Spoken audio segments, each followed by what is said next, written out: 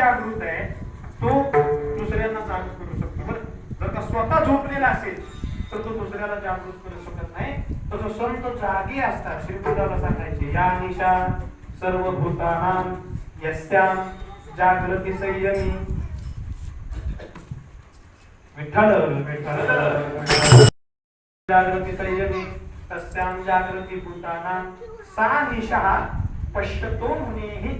मुनी लोक जे असतात साधू लोक असतात त्यांना जे जीव झोपलेले असतात जागृती जे त्या ठिकाणी झोपलेले असतात त्या ठिकाणी जागृती जागे असतात बरं का.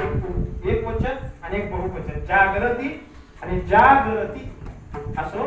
संत हे जागे असतात नवे नवे ते आपल्या मनाला सुद्धा जागृती देतात. नको नको मना गुंतू माया जाय किंवा सकाळी फिरते निवृत्तीचे पायी तेथे मना दे बुडी दे माझ्या मना आता मी न करी.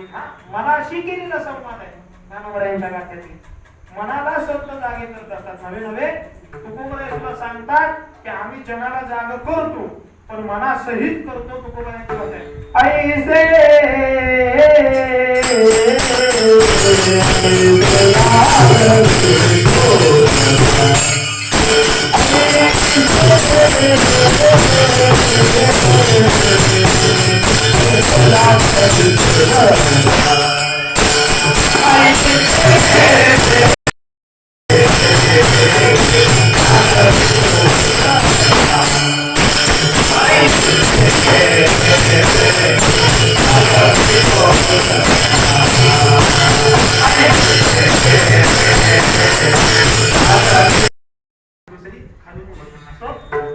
सांगतात की आम्ही जनाला जाग करतो जनासहित मनाला जाग करतो.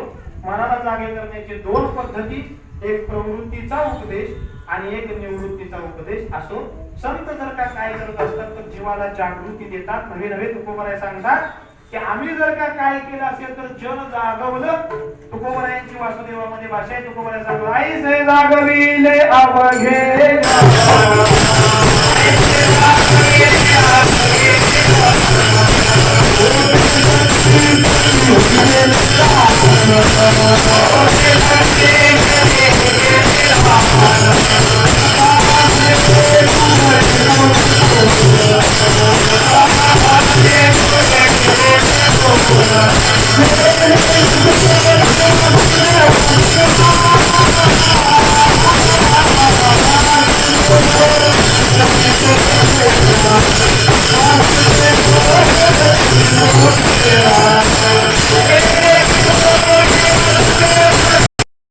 जागवले अवघे जन काही जागा किंत सोने जागवणे तुझ्या हितापाठी करी वस बसी. हित करण्याकरता जागृत होण्यासाठी संत हे जागे करत असतात आणि या जागृती करता संतांनी या भूतलावरती अवतरित झाले.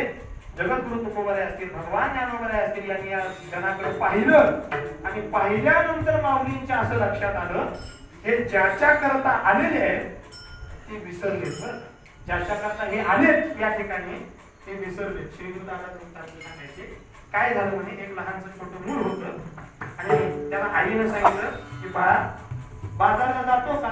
त्यानं सांगितलं आई ठीक आहे काय आणायचं. त्याने सांगितलं काही नाही 1 किलो रवा 1 किलो साखर आणि 1 किलो काय तेवढंच लागतं. शिरा करण्याकरता हा तू तिकडं तुपातला शिरा असतो बरं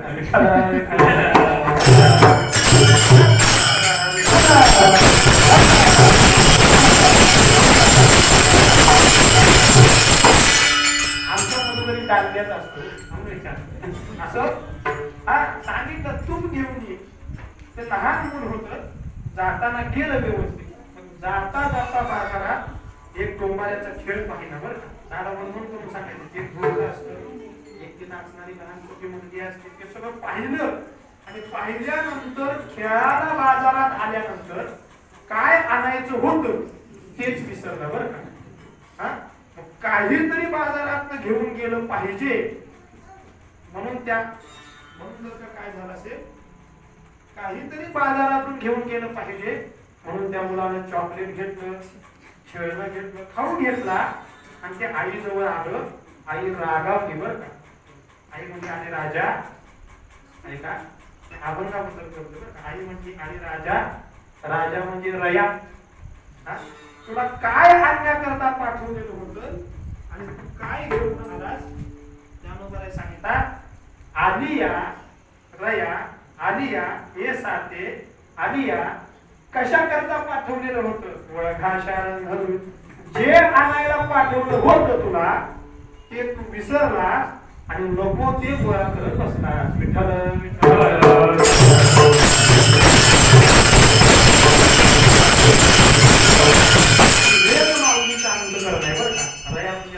लहान मुलाला आपल्या मुलाची कीव करून हिता करता उपदेश करावा. त्या भाषेत ज्ञानोबा सांगतात हे साते आलिया हे रया साते आलिया शारण धरू ओळखा अनुभव.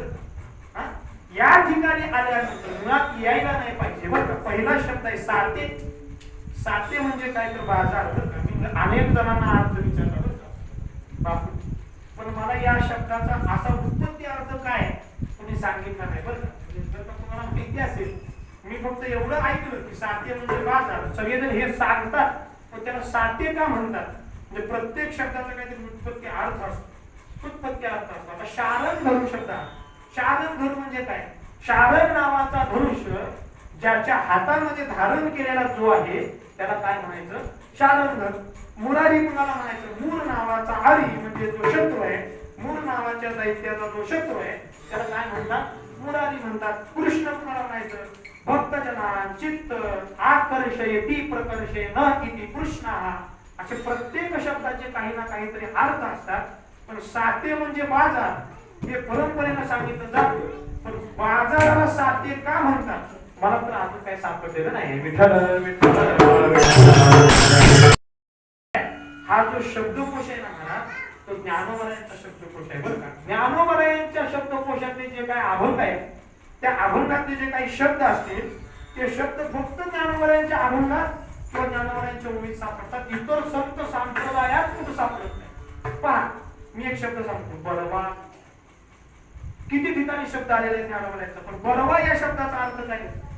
काय शब्दकोश नाही सांगता येईल. सुंदर म्हणावं तर सुंदर याला बरवा म्हणता येईल. बरवा वेगळा आणि सुंदर वेगळा. साजिरा वेगळा बरवा वेगळा. पुढे चला. रूपाच्या दृष्टीने बरवा हा शब्द वापरता येत नाही. बरवा म्हणजे चांगल्यातलं चांगलं. किंवा पुढे चला ज्ञानोबरायांचा एक शब्द आहे गरुवा. गरुवा कुठं सापडतो या शब्दाचा? हा जो आहे हा ज्ञानोबरायांचा स्वतंत्र शब्दकोश आहे. ज्ञानोबरायांच्या शब्दकोशामध्ये अजून एक शब्द आलेला आहे कलेवर.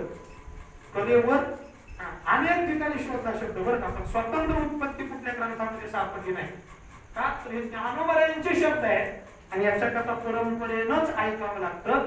म्हणून परंपरेनं सांगितलं जातं किंवा परंपरा प्राप्त परंपरेनं सांगितलं जातं की साते म्हणजे बाजार किंवा या संसाराला सुद्धा बाजार अशी उपमा ज्ञानोबरायांनीच दिलेली आहे बरं का.